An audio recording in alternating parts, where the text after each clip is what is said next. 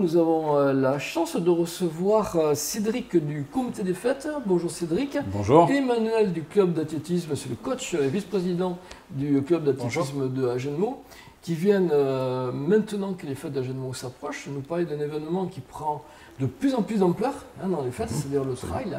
Voilà, et faire un petit peu focus et faire un appel sur une chose aussi importante. Mais avant, Manuel, est-ce que tu peux nous parler du club d'Agenmo? Comment se porte le club d'Agenmo? Ouais, le club d'Agenmo, donc c'est aujourd'hui 150 licenciés. Et sur les 150 licenciés, on a environ 50 adultes.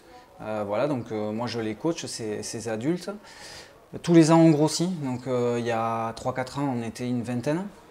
Voilà, donc aujourd'hui 50 licenciés c'est bien, et l'objectif c'est d'atteindre à moyen ou long terme une centaine de licenciés. Voilà. Donc ces gens-là, ces licenciés, vont parcourir tout l'été et toute l'année les Landes, mais aussi le pays et l'Europe même. Aujourd'hui on a des coureurs qui vont partout pour participer à des grosses manifestations, voilà.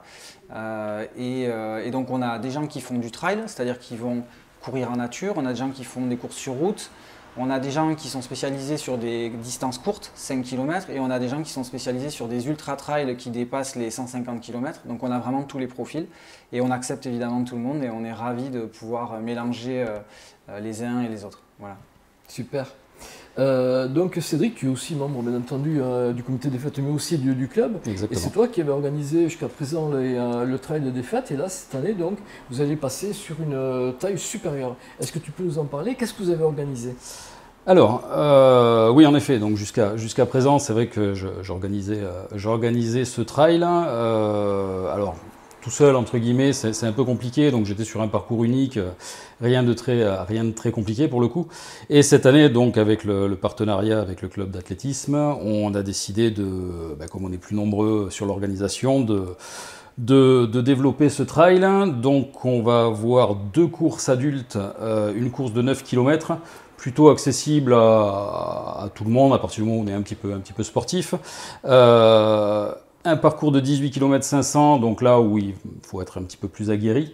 Un parcours enfant de 2 km 500 et une marche donc de 13 km. Voilà.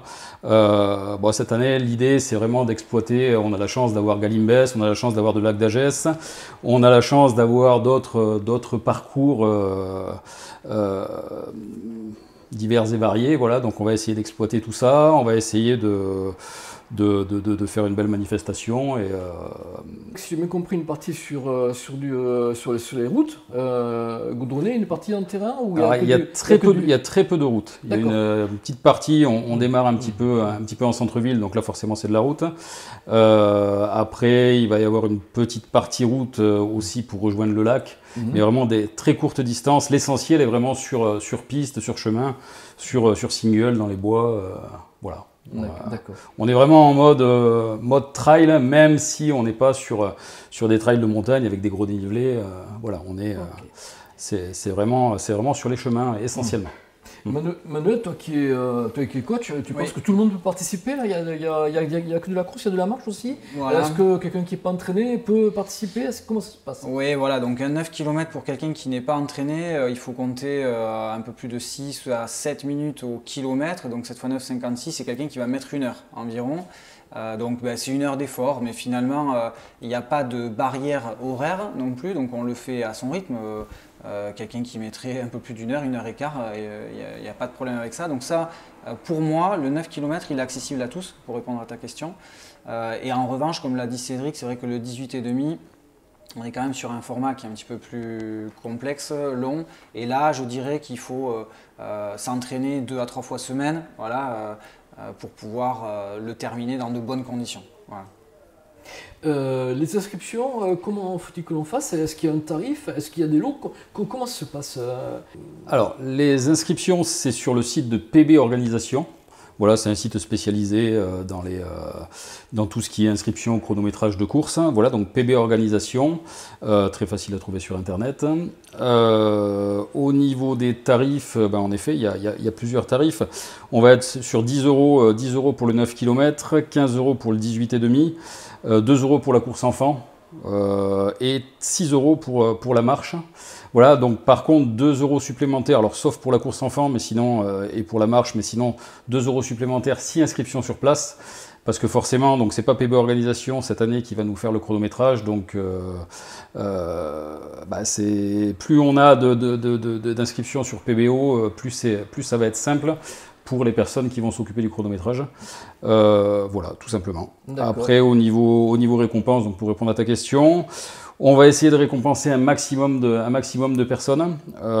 Donc on va faire les podiums scratch, après on va faire les podiums par catégorie, on va faire le club le plus représenté, éventuellement l'association la plus représentée. Voilà, on va essayer vraiment de récompenser un maximum de personnes. Et tous les enfants auront une petite récompense, voilà, tous. Je crois que tu as un appel à faire pour cette course. Oui, qu'est-ce qui se passe exactement? Tout à fait. Alors cette année, j'ai été contacté par une association qui va venir donc avec une jouelette.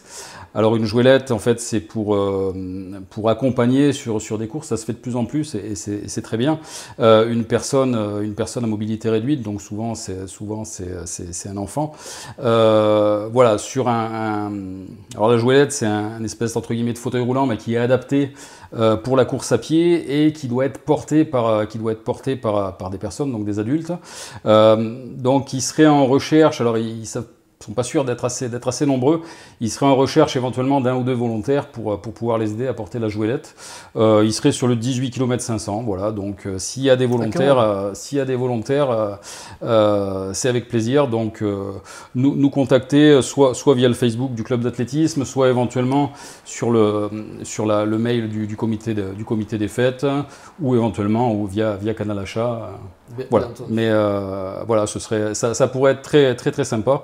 Voilà, et puis bon, surtout c'est ça pour eux, c'est voilà, c'est une vraie aventure, quoi. C'est sympa, ouais. Génial. Manuel, tu nous rappelles la date et le lieu, tu veux bien, du départ? Donc la date, ça sera le samedi 2 août. Voilà. Alors l'idée, c'est de se retrouver le matin vers 7h30 pour l'inscription sur place. Mais le départ des courses aura lieu vers 8h45. Donc voilà, après, une particularité quand même aussi, cette année, donc on a décidé de faire travailler Philippe Lartigot, qui est, son surnom c'est Microman, il est très connu dans le milieu. C'est un plus aussi dans l'organisation et dans notre visibilité autour de cet événement. Voilà.